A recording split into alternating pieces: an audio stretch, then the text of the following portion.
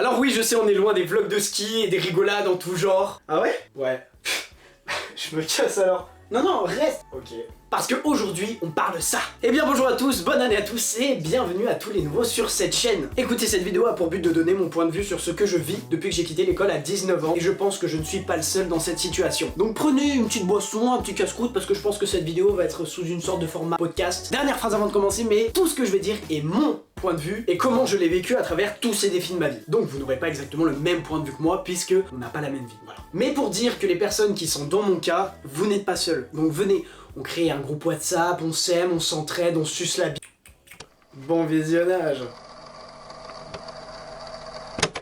Avant de passer au vif du sujet, j'aimerais mettre un petit peu de contexte. Alors je suis pas quelqu'un qui est ami avec les études, hein. Je vais pas dire que ma scolarité a été un échec, mais bon, j'en ai beaucoup bavé. Ma mère m'a poussé à avoir mon bac, et pour l'avoir de la plus simple des manières, je suis allé en STMG. Bon alors à première vue la section STMG n'a pas très bonne réputation dans le pays, oui baguette. Mais là où je veux en venir c'est que j'ai pris la filière gestion finance, qui m'a beaucoup plu et c'est ça qui m'a aidé à tenir le rythme. Et que je suis tombé sur, je pense, la meilleure classe STMG de l'histoire des études du monde. Mon bac en poche, je sais que je voulais conquérir le monde du show business, Wall Street, créer des fusées avec Elon Musk. Du coup j'ai cherché des écoles de commerce. Et après avoir fait une tier list de celle-ci, je vais pas prononcer son nom parce que j'ai pas du tout été content de celle-ci, et vous allez savoir pourquoi. Mais bon, je veux pas mettre leur réputation en big problème vu la notoriété que j'ai. Toi t'as de la notoriété. Bah ouais. Bah non. Ok. J'en avais trouvé une. Donc j'ai passé les concours, réussi, et on est parti pour une nouvelle année, nouvelle vie. Et là je me disais que ça allait être amazing, genre Big American Pie, Projet X, 22 Jump Street.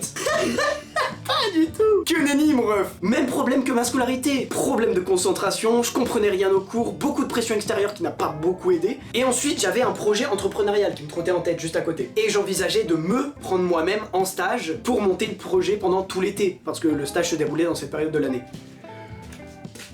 Mais c'est complètement con ton histoire. Bah oui, mais si on y réfléchit, pas tant que ça, parce que j'allais être aidé de mes professeurs. Donc en termes de stratégie pour monter une boîte, y a rien de mieux. T'es aidé par tous tes profs et normalement leur contact. Parce que j'ai pas précisé, mais c'est une école internationale. Donc les profs ont le bras aussi long que ma tête. Oui, parce que si au prix où on paye l'école un an, pas vraiment faire ça pour moi. 10 000 euros. Et que bref, certains élèves l'avaient fait les années précédentes, donc je me suis dit. It's my year, bro. I will break the system, yo. You know, Prison Break. Donc je résume. L'année est catastrophique pour ma part. Une moyenne de merde. La seule matière où j'excelle, c'est le public speaking, là où il s'agit de parler en public. Mais ça, je pense, c'est parce que c'est mes années de travail en théâtre. Je suis un acteur hors pair. Et en plus, le stage se passe mal. Je n'ai eu que 2 rendez-vous avec eux, je n'ai pas été suivi de l'été, et le pompon sur la pomponnette, 0 contact. Alors pour moi, c'était de trop, hein. J'ai fait clic-clac, je plaque tout, c'est ciao. Comme dirait mon vieux pote Squeezie, que c'est pas mon pote. Alors là, outrage, mais quelle tragédie grecque. Tout le monde me dit que je fais une grave erreur, que je me devais d'avoir un bout de papier en termes de sécurité. Et ils avaient pas tort.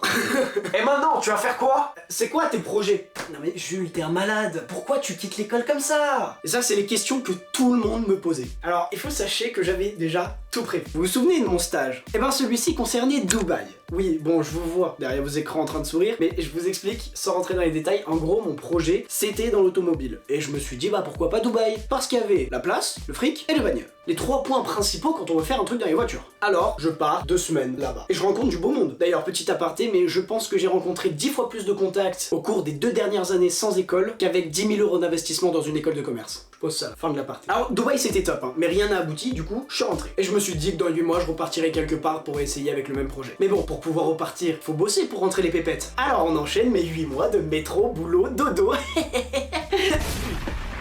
Pendant 2 mois, j'ai enchaîné l'intérim. C'est-à-dire supermarché, usine, stade, usine, supermarché, usine, stade, super, stade, usine, stade. Puis après, j'ai travaillé 6 mois dans le BTP. Plus précisément dans la fabrication de fenêtres en PVC, mais ça on s'en bat les couilles. Et c'est là qu'on va rentrer dans le sujet de la vidéo principale, mais je me devais de mettre un peu de contexte avant toute chose. Et ce sujet est là. Solitude. Tada! Parce que t'es entre 19 et 20 ans, c'est là que tu dois t'éclater, c'est là que tu dois vivre les choses avec tes potes. Sauf que tes potes, bah eux, ils ont été plus smart que toi, parce qu'ils sont restés en cours. Et d'ailleurs, ils sont éparpillés dans toute la France. T'as plus de potes, toi t'es là dans ton petit village paumé avec ta bite et ton couteau, en mode, eh ben, je vais me débrouiller tout seul du coup, nickel. Et je voulais remercier infiniment quelqu'un qui me tient à cœur. Ce quelqu'un, c'est Mehdi, qui est le sosie de Gotaga, soit dit en passant. Mais Mehdi, je sais que tu regardes mes vidéos. Alors, merci beaucoup, parce que grâce à toi, je n'ai jamais autant rigolé. Pendant 6 mois, j'ai rigolé H24 et franchement, merci beaucoup. Bisous, je t'embrasse. Mais bon, tu vois, mon taf était à 30 minutes de chez moi. Donc moi, tout ce que je voulais faire à la fin de la journée, c'était rentrer. Donc j'allais pas boire de coups, ni même faire de soirée. C'était dodo pour moi. Salle de sport et dodo. Et je peux le dire, c'est vraiment horrible de voir tout le monde s'éclater en club sur les stories de tes potes. Et toi, t'es dans le noir dans ta chambre en train de pleurer sur le Nutella au lieu de pleurer sur le poulet, quoi. Donc oui, pendant 8 mois, c'était vraiment dur moralement. Et j'avais un projet qui était de monter ma chaîne YouTube, celle-ci. Et je me suis dit, pour un bon lancement, on va faire les choses en grand. Et c'est comme ça que je me suis lancé le défi de faire Java en Corse. Ouais, carrément. Alors oui, j'en parle beaucoup sur cette chaîne parce que c'est ma plus grosse vidéo et la vidéo qui m'a coûté le plus cher. Hein. Je suis ruiné, je suis broken, c'est fini, finito, pipo, la corde au cou.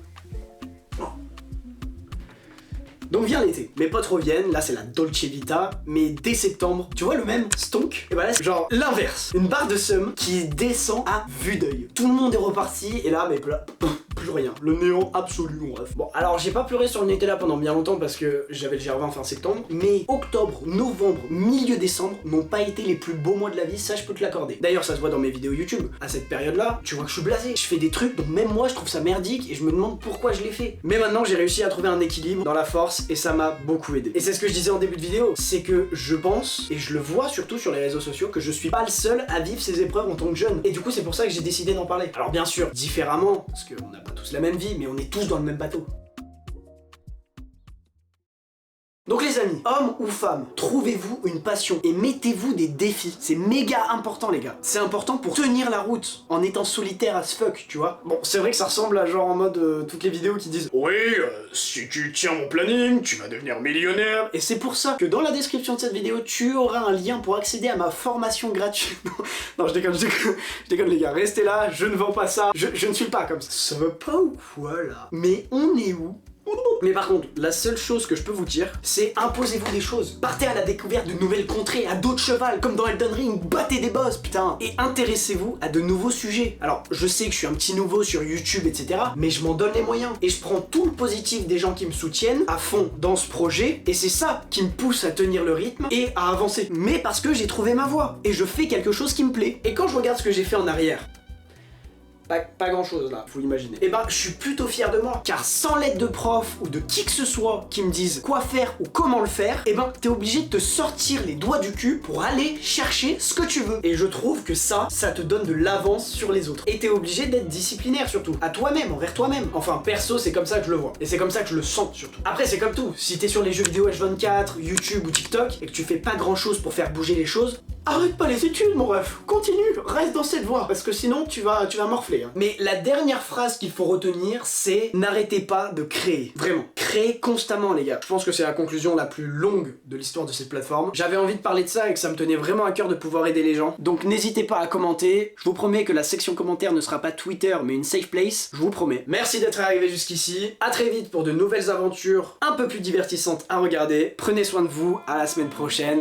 Ciao. You gotta stand up and fight.